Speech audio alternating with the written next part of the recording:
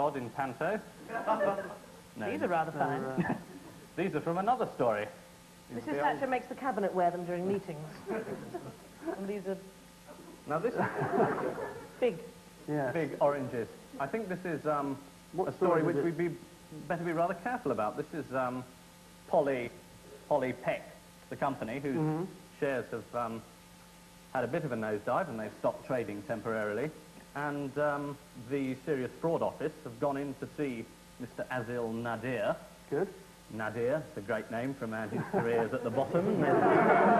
And he, of course, is the man who runs... Del Monte. Del Monte. And he's the man from Del Monte who said says yes. no comment. Excellent, well done. 2 points to you. Paul and Kate, a tasteful selection for you. This is a sombrero, a severed arm, and some money. So, what story does this relate to? Right, well, I mean, it looks as if it could be a reference to the last of the Guinness defendants, the Jack Lyons, because it's a reference to, of course, backhanders. Backhanders, good. And money. And things, where Mexico comes in, I'm not... Is it Mexicans are selling their limbs for cash? If they sell something we don't. If they sell 2 arms, they get double the money, they just have difficulty counting it. Well, you can have a point for entertaining us. I'll tell you what it is. It's the astonishing story of Francisco Marino, a drunken Mexican dishwasher, who fell off a New York underground platform, lost his arm, and received $9 million compensation. So all the man from Del Monte had to do is to fall off a New York subway platform 18 times, and he would have recouped his losses. What was he accustomed to do with the hand if it was worth $9 million? I don't think we want to get into that, Kate, really. But a man's private life here. No one knows, apparently.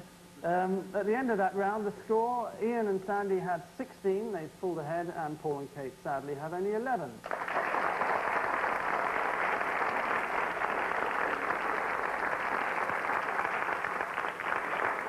And next up is our odd one out round, in which we show each of you 4 celebrities, and I use the word in its loosest possible sense, and you have to find the odd one out.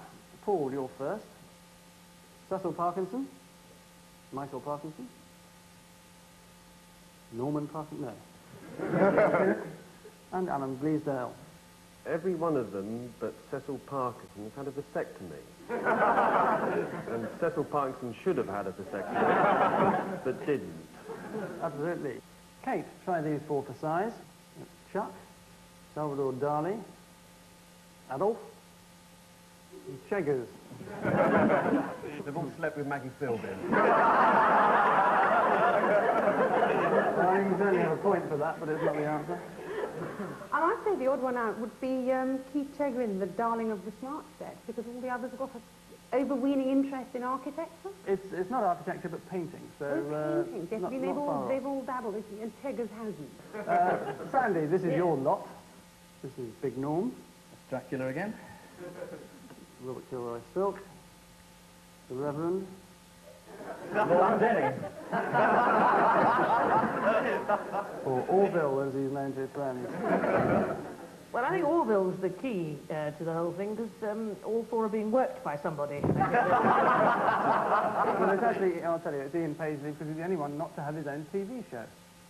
Serious. Well, I think that's a bit of an unforced state of affairs. I'm sure it'll be rectified. Fun with Paisley. It'll be on Sky next week. Ian does interior decor. I'm sure Ian Paisley's been on Sesame Street. Good. Well, finally, Ian, here's your vile quartet. Michael Heseltine. Nine. Giles. Giles Brandreth. Oh dear. And Benazir Bhutto. They're all writers except Jeffrey Archer. Well, it's Jeffrey Archer, so I'll give you 1 point.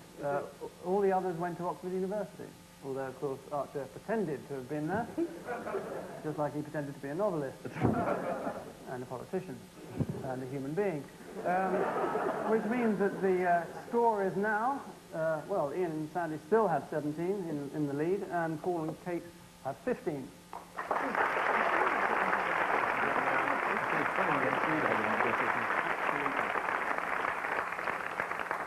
And so now to our cataclysmic finale, which is our missing words round. It's a quick-fire round in which each team is shown the headlines of the week, but with a word or two missing. The teams have to identify the missing words or provide a better alternative. Right, well, Paul and Kate, you're currently last, or second, as we like to say on this show. So now's your chance to catch up with these headlines. 2 points for each one you get right. Let's get what? Joan tells Di. The Duke of Edinburgh. Well, it could have been, but it wasn't. It was let's get drunk, high. Hi, Right, that's correct, yes. because Joni invited Di out for a wee bevy. Well done, a full answer, but you're still only getting 2 points. Worst salesman's prize is a what? Night out with Oliver Reed. It's 2 tickets to Joan Collins in private night. I'll give you a clue, it's a travelling salesman, so... could be... A holiday in Kuwait. No, you're not going to get this. Skoda is the right answer. And finally, £3,000 for a photo of Gazza's what? Brain. Now that's £3 million, because there's a finder's fee. It's his mum. It is his mum. Well done. That's Nice. absolutely right. Well done, Paul. So let's see what Ian and Sandy can do. Lawson admits to 3 what? Testicles. There you had your go. Thank you, Paul. Mistakes. Good. 3 mistakes. Mistakes. It is. Gosh, he never was very good at figures, was he? Hubby Very kicks credible. wife out of bed to kip with what? Cliff Richard. No, something likely. Salmon Rushdie. Fleeks is the actual answer. Sorry, leaks was the next thing I was going to say. And finally, the Queen can't say good morning without a... Without a cheery smile and a good word for her people. Well, bravo, Ian. The one I could... You can have a point for patriotism, but nothing for accuracy. It was, in fact, script. Yes, did you say script, Oh, this Sandy? was Tony Benn. I think God, you he did. can So talk, can't he? we'll give you an extra point there. So at the end of this exhausting final round, the score is, astonishingly, Ian and Sandy with 25, Paul and Kate with just 21.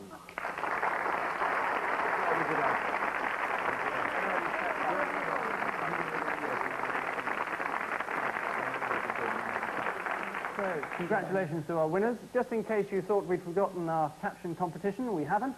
There's a fabulous prize on offer. So, Paul, let's see what you two have come up with.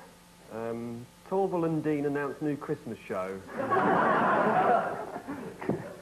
Let's see what Ian and Sandy have come up with. Well, I thought first it was something to do with BBC orchestra cuts, but I now think the caption probably is Mother Teresa lookalike winner sips traditional yard of ale. No, I thought it was the Liberal Democrat Party conference again, and he's saying, go back to your constituencies and prepare for power.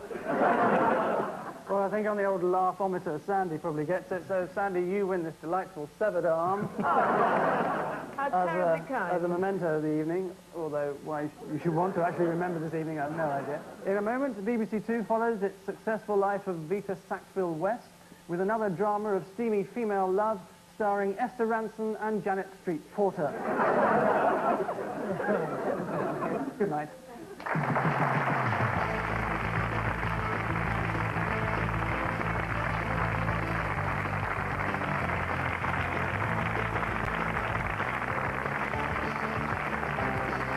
Blocked drains, fleas and rats were getting down and dirty tonight on